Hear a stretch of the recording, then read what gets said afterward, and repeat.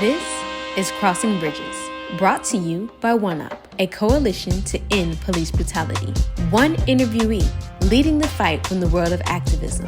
One interviewer joining the fight from the advertising and entertainment industry. Bridge the gap to discuss one topic for one cause.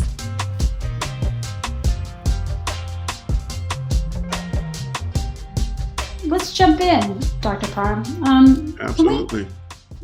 Let's explore, broadly speaking, what the role in media is, in media coverage and social media, around police brutality and systemic racism and all that this country is facing. Well, clearly, systemic racism is not a new area of focus or investigation.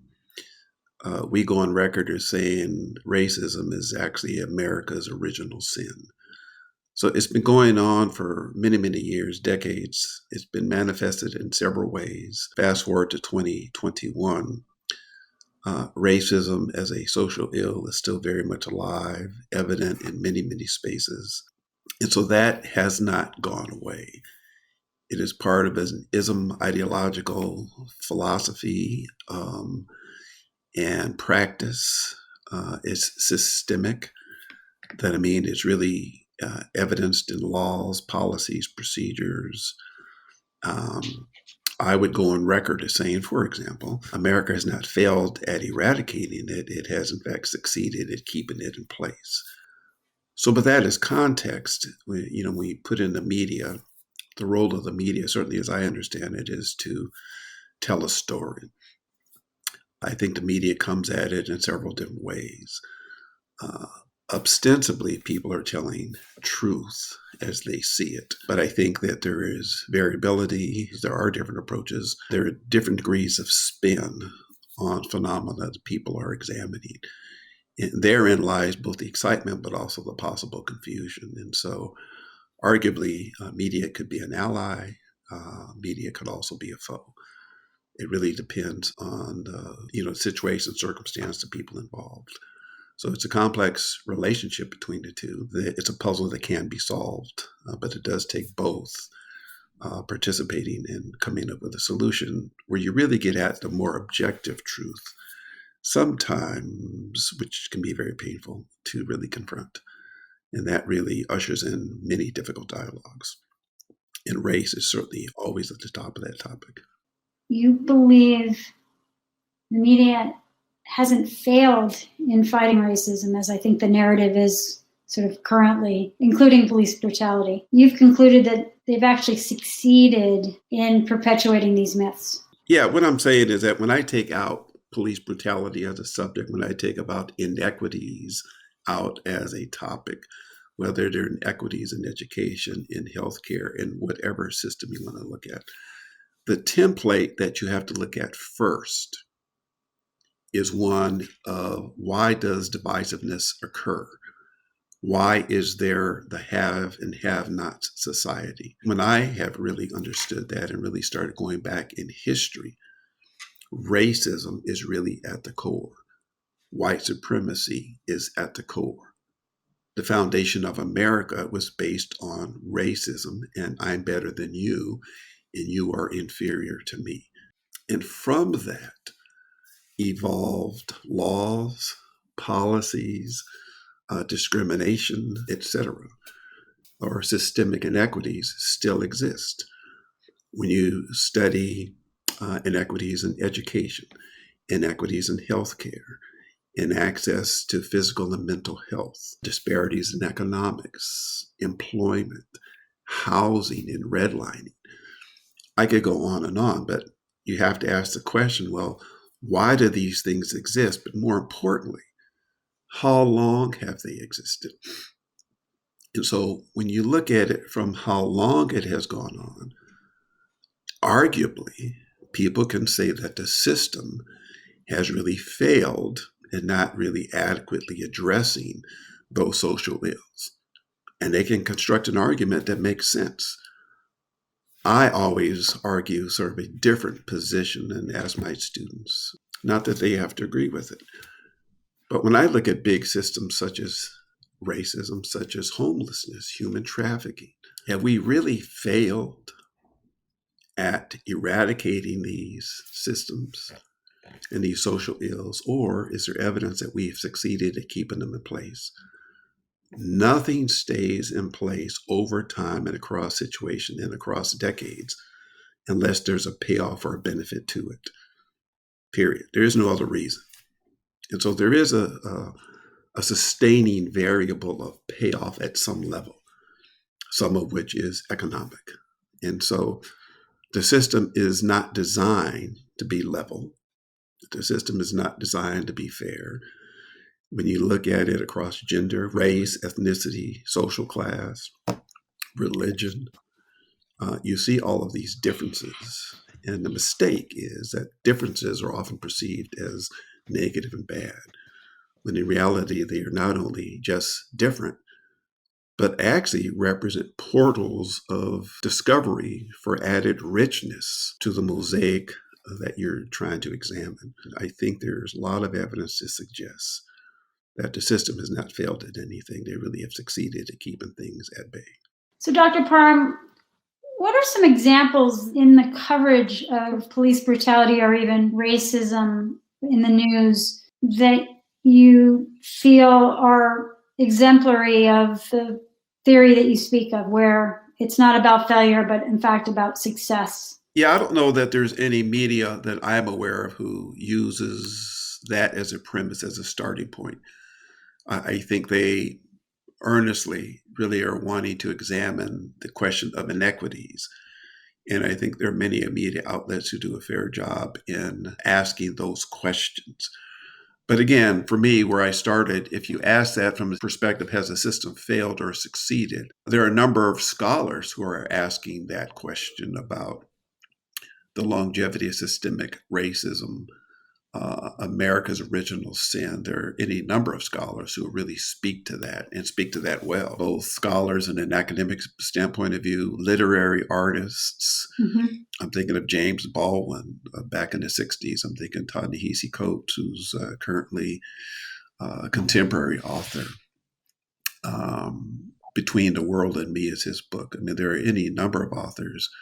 Michael Eric Dyson speaks very eloquently about the longevity and the history and the legacy of racism and the systems that are in place to perpetuate that. So there are evidence of other scholars, academic, literary, who are speaking about that. There are movie makers who are producers, directors who are really bringing those themes across in the media in that way. Mm. But in terms of commercial news media, I've not been aware of anybody who's argued from that position. Do you have a sense for why the news media is not picking up on those same scholarly remarks, or even the entertainment directors and storytellers? When I think of the media, I always think of who are they speaking to and who is their audience. Mm-hmm. And I think some questions, approaches are spun based on the listening audience. When you listen, for example, to conservative media, ultra-conservative, well, they spin narratives that, for me, are just laughable. But there is an audience who believes it. And so in order to keep their bread and butter going, they continue to hire hosts and commentators, news anchors, who spin the narrative in the way their audience wants to see it. And so do they really want truth, or do they really want to keep the ratings up? And so I think those are some legitimate struggles in which they engage. But I think that that's, again, evidence of parts of the system that are enabling the maintenance of systemic inequities. Because there's always going to be a population who's going to drink the Kool-Aid, if you will, and believe the spin. Is there any difference between the news media and the social media coverage of the topic? Well, at one level, yes, because certainly when I was dating back in the 70s and 80s, when they didn't have social media, sure. And I'm anchoring, for example, the story of Rodney King.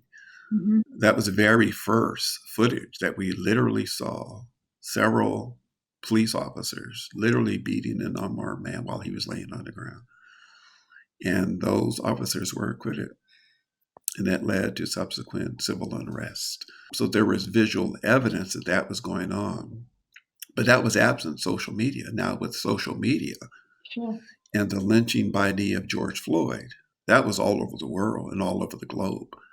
And we, in fact, saw social protests in various countries around the world. So I think social media has played a big part in raising the question, raising different questions. People are seeing things differently. People are seeing things live and in living color versus spun and narrated differently. And so they're left to come up with their own answers and responses to what they're seeing. And so there's a lot of input. But social media also has its fair number of ultra-conservative, sort of deep state enclaves that really continue to spin divisiveness, racial hatred, and that's an unfortunate byproduct. And I think it still goes back to the original racism and America's original sin that is seen in social media. So social media has some power, but it also has a lot of misuse. You bring up a really good point about the imagery, right? The video of Rodney King, that was primetime television. That was at the University of Southern California at the time of the Rodney King riots, and so very near to my physical location and to my story as well. But also when you look at the Floyd death as well, you see that image did, to your point, hit globally. The imagery is pretty strong in the journalism world and obviously has tremendous impact on a number of topics or issues. Can you speak to the side of imagery and what is images in social or even in news? How is that moving us forward or backwards? Imagery is very, very powerful. I mean, it's a powerful tool. It's very difficult to unsee something that has been emblazoned in your soul. Taking the George Floyd, everybody remembers the 8 minutes and 46 seconds. Yeah. Everybody remembers the auditory, him calling for his mother. I mean, people remember the anger that they felt, that I felt looking at this, the anger and the collusion of the other officers allowing the perpetrator to inflict and lynch by knee with nobody interrupting. Those visual images, auditory sounds, you don't forget those things. Those are reminders of injustices, indignities of the past. So the George Floyd was nothing new. The Rodney King was nothing new. When you go back to civil rights, when you go all the way back to slavery, these are the vestiges of the same images. What we saw with George Floyd was nothing different than seeing an African-American lynched in the Deep South. I mean, it's a different contemporary visual. It's nonetheless rooted in the same systemic prejudice and hatred. So it does evoke images, but it evokes feelings that can be overwhelming, distressing, feeling out of control. There's a spectrum of feelings that come up. And African Americans and other persons of color in disenfranchised communities are forced to grapple with that on a day-to-day basis. They never don't have to deal with those things. It's perpetual. And that's on top of doing their daily living, of working, families, everything they do. It's just a reality of life, unfortunately. So, Dr. Parham, this is, based on this conversation, there's probably some very interesting questions or new questions that the media should be asking itself. What would you suggest some of those questions might be? Well, there's actually 3 or 4. One is an ongoing invitation for self-reflection. It's been said that a person will never see their reflection in running water. It is only when the water is still will their reflected image begin to emerge. So I think it takes real self-examination of every journalist, every media personality to really examine who am I and what am I really doing here? Because I think that self-reflection is an important lens to which to really look at what you're looking at. A second related question is, do I really want to know the answer? Because sometimes people don't. And they don't because the answer is difficult. Admitting that, we live in a system that has succeeded at keeping people out. Whoa, that's a bitter pill to swallow, although it's truth. So we have to ask ourselves, thirdly, with the journalists, to what degree do you want to continue to enter in Faustian bargains? Really, at the extreme, selling your soul to keep your job, to sell print, to sell a story, at the risk of not asking tough questions, at the risk of people sending you hate mail and letters of dissatisfaction because they don't want to hear that kind of stuff. Those are realities that are going to be important. But also, getting back to self-reflection, there are processes called stereotype threat, implicit bias, really becoming educated about what that really means and how vulnerable we are to all of that. Because when we can really take a good self-examination and really sort of correct our own histories and clear off the lenses to which we see life, I think you're going to have a different set of questions, a different degree of depth, honesty, and it really is going to advance the conversation in important ways and ideally get to a different solution than we have arrived at to date.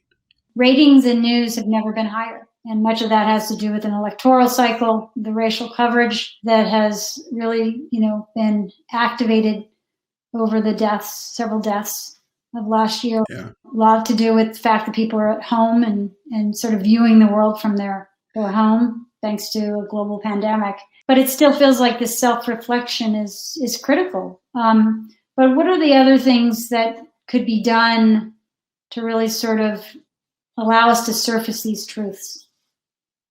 Well, there's an old adage that you see in many of the communities, and the phrase goes something like this: there should be no more about us without us. And really what that speaks to is listen to your audience. Really want to know their story. I'm a psychologist, as you know, and one of the things I teach my students is the following. And this is in context of doing counseling and clinical work. The mantra I have them memorize is the following. When I listen to my clients long enough, they will tell me what's wrong with them.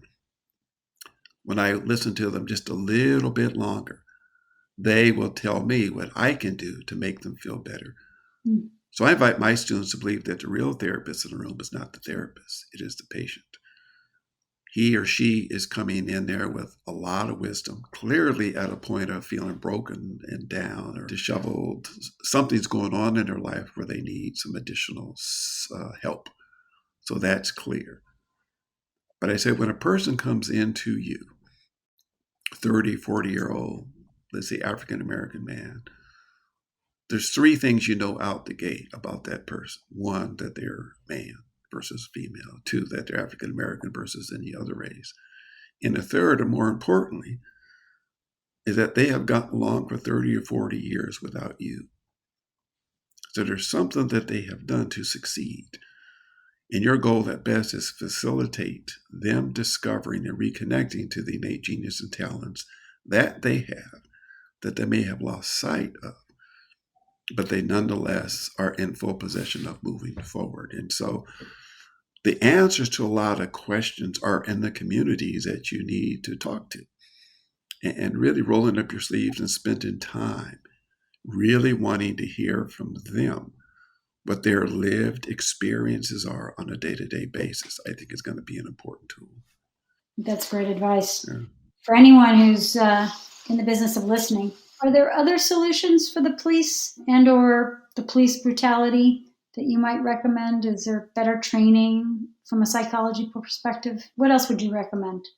Yeah, I certainly would recommend mandated training. Police work is tough, it's difficult, it's complex. It requires split decision-making, but there is a psychology involved in all of that. And I think you can't get too much training. I think it should be required of all entry classes and rookies, but it should also be a mandatory refresher course. Just like they have to keep their shooting and their ability to hold a weapon and discharge a weapon, and they have to have updates on that. The same is true for the principles of training. More importantly, and perhaps most difficult, I think you're not going to get as far down the road as you would like, speaking about police brutality and the police force, until you really begin to take a look at the police union, the union that really protects police who go rogue.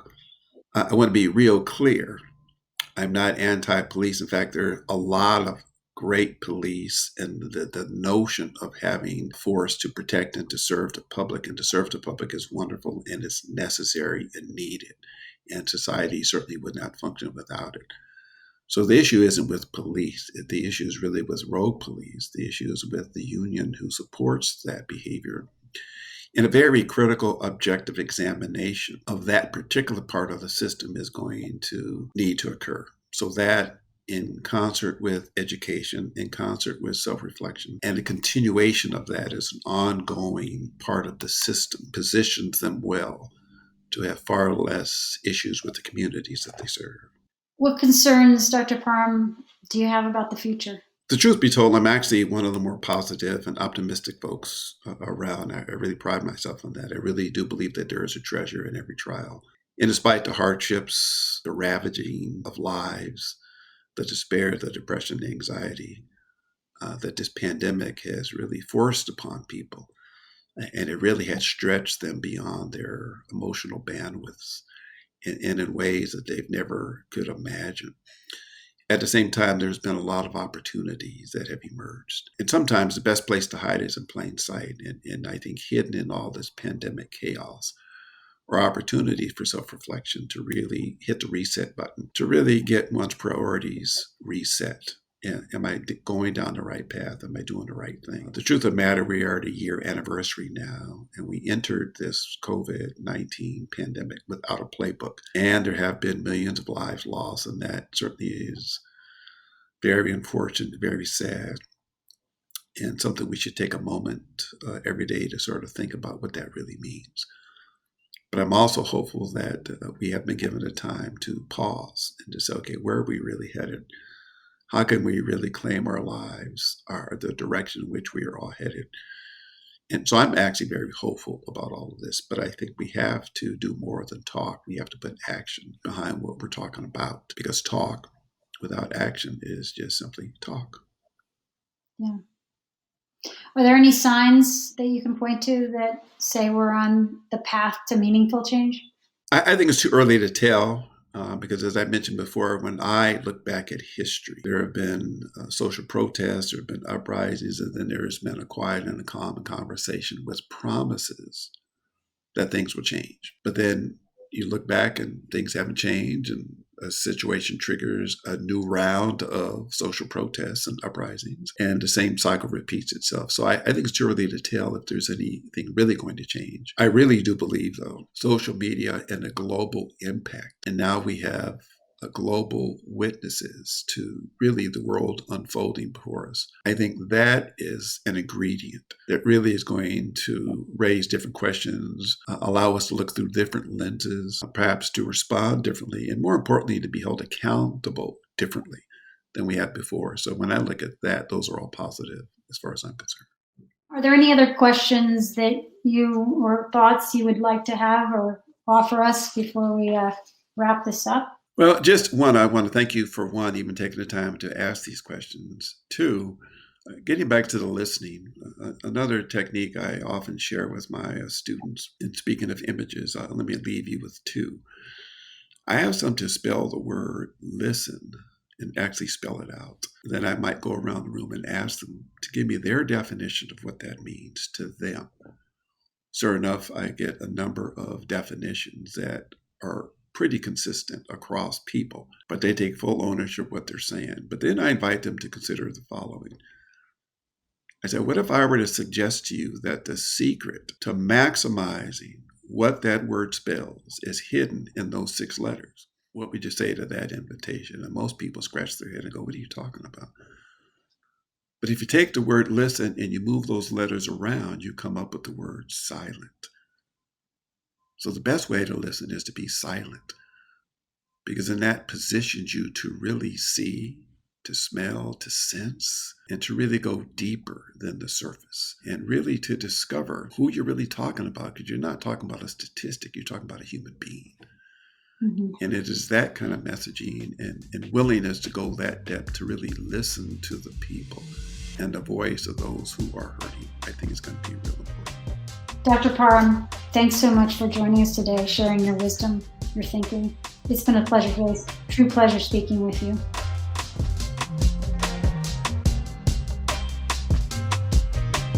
To learn more about OneUp and ways you can get involved, visit oneup.org.